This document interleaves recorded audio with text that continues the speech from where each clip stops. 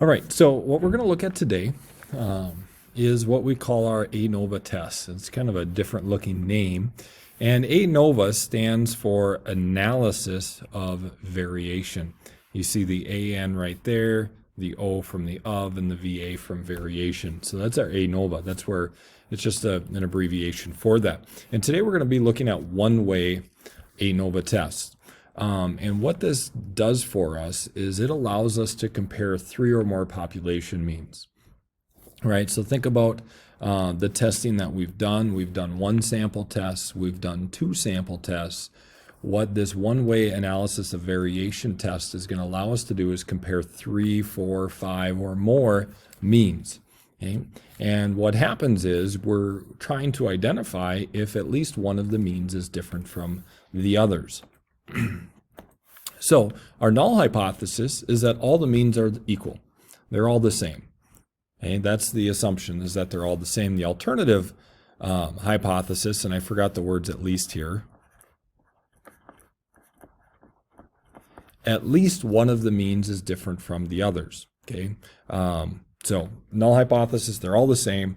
Alternative is at least one is different. Maybe could be 1, could be 2, could be 3, but at least one of them is different.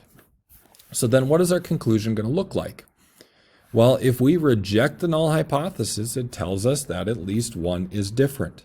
What it doesn't tell us, though, is which sample mean or population mean or which population means, if there's more than one that's different, are different. So that doesn't identify which are different, but at least tells us one of them is different. And why is this important? Well, let's say that we had 4 means that we wanted to compare.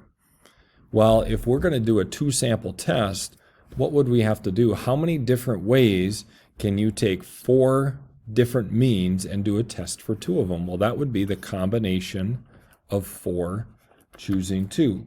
And the combination of 4 choosing 2 is 6. Right? So that would be 6 different 2 sample tests to do a comparison with all of them. Okay?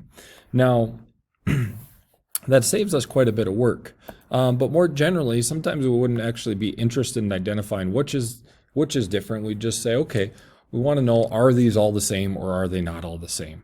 Okay? And then we can just do it with one ANOVA test if we don't really care which one is different. All right, so here are our conditions. Each sample must be randomly selected, this should say from a normal distribution population. Okay, so each sample, remember we're going to have multiple samples, 3 or more of them. Each sample must be randomly selected from a population that is normally distributed. The samples must be independent of each other. Each population must have the same variance. That's also important. And thinking back to what we've learned last from the previous section, we know how to test if populations have the same variance. So if we don't know that, we could run our tests from our last section to determine if the variances are the same. All right, so our test statistic, it's what we call our variance between the samples over the variance within the samples. Now, the variance between the samples is comparing one sample to the next. Okay, how do those differences, what do those differences look like, especially when we look at their sample means? Like, how different are their sample means? And then on the denominator, we have the variance within the sample, because we know each sample that we're going to take is going to have its own variance, its own standard deviation. So how much are each of the individual samples varying just within themselves? So the variance between the samples is sometimes called the mean square between, which we abbreviate MS sub B, mean square between. The variance within the samples we call the mean square within, MS sub W. So between, right, that's the variance between the samples, that's the numerator, and we put the B there. Mean square within, okay, that's the within the samples, we put the W there. Any questions so far? I know we got a lot to learn. How do we actually calculate these, right? And it's actually going to be, there's going to be significant calculations that I'm going to have to talk you through. So The test statistic, first off, we said is the variance between, that's the MS sub B, over the variance within, which is MS sub W, the mean square within. So this is how we find our test statistic, and we'll talk about how do we calculate the mean square between and the mean square within. Degrees of freedom. This is going to be an F distribution. Notice there's an F here. So this is going to come to F distribution. And from our last section, we know F distributions have to have degrees of freedom for the numerator and degrees of freedom for the denominator. For the numerator, okay, our degrees of freedom is the number of samples minus 1. If we're comparing 3 means, we have 3 samples, so the degrees of freedom would be 3 minus 1, which is 2. If we had 4 means we're comparing, that's 4 samples, so the degrees of freedom for the numerator is going to be 4 minus 1, which is 3. Okay. The degrees of freedom for the denominator is going to be the sum of the sample sizes minus the number of samples. So let's say that if we had 3 samples, 3 means, okay, 3 samples, and from our 3 samples, let's say the first sample, let's call it N sub 1, was a sample of size 6, and then our second sample was a sample of size 10, and our third sample was a sample of size 7. Okay. This big N is the sum of the sample sizes. It's the total number that were sampled. So for us, our big N would be 6 plus 10 plus 7, which would be 23.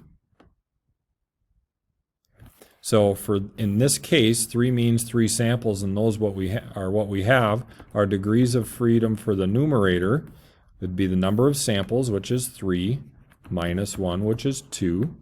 And then our degrees of freedom for the denominator would be the sum of the sample sizes, which is 23, minus the number of samples, which is 3, that's 20.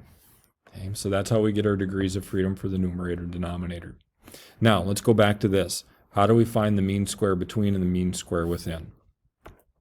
So here are the calculations. The first thing we need to find is what we call the grand mean. It's kind of fun. Look at this thing. Okay, it's like X bar, bar.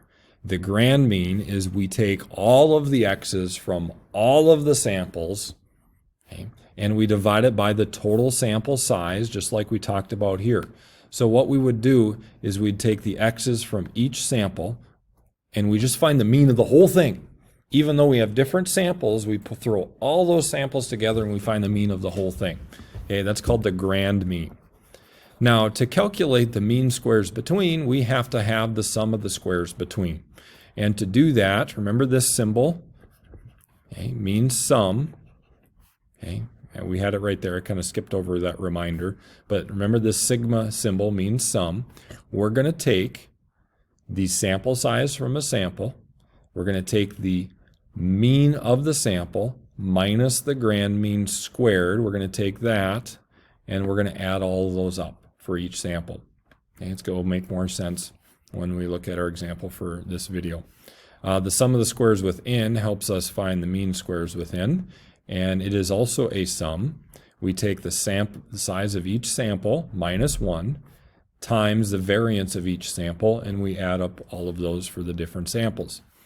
Then to calculate the variance between samples, the mean square between, we take the sum of the squares between, which was this up here, and we divide it by the degrees of freedom for the numerator.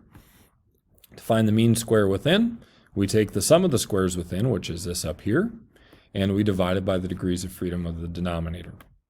I know that's a lot. I'll walk you through each one of those. So, here's our problem. A sales analysis wants to determine whether there's a difference in the mean monthly sales of a company's 4 sales regions. We see them north, east, south, and west. That would make more sense. North, east, south, and west. Several salespersons from each region are selected and given their sales amounts in thousands of dollars. And again, this is for the month. Okay, so when we see this is 34 in the north region, that salesperson had $34,000 in sales. Okay, somebody else from the north region had $28,000 in sales for the month, and then somebody had 24, and then the same for the different regions. Okay, assume that each population of sales is normally distributed and the population variances are the same. At a 5% level of significance, can the analyst conclude that there is a difference in the mean monthly sales among the sales regions? Okay, so each of these regions has its own population mean. Okay. We've taken a sample, so they each have their own sample mean. We want to know, using the information from the samples, are the population means for each region the same or not? So let's just number our regions here.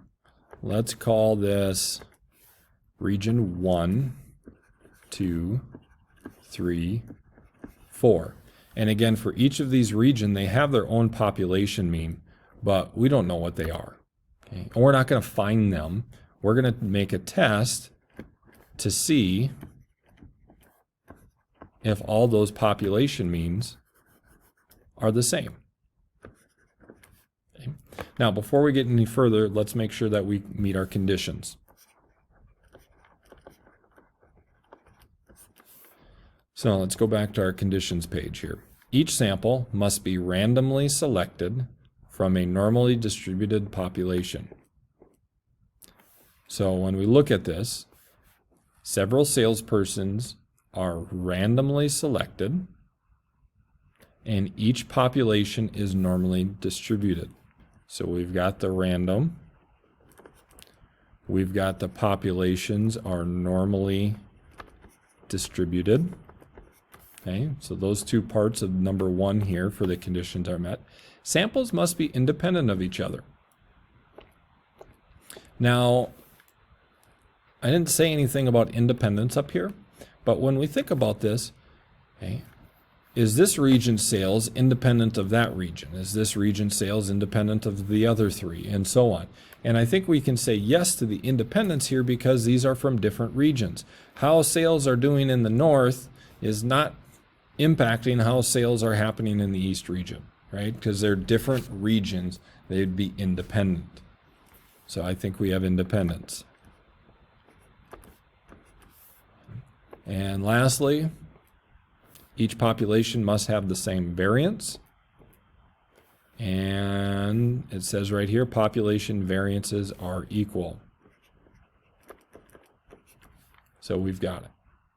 All right, our conditions. What is our null hypothesis? Our null hypothesis is that all the population means are the same. So that would be mu1 equals mu2 equals mu3 equals mu4. Okay. Our alternative hypothesis is at least one of the means is different. Okay. And the question is, can the analysis conclude that there is a difference in the mean monthly sales? So we'll call that our claim. So we want to know, are the sales performing at the same means? That's really what we're looking at. So we've got it set up. Okay, we're ready to go in our calculations. What I'm going to do is I'll conclude this video and we'll follow up with our calculations in the next video.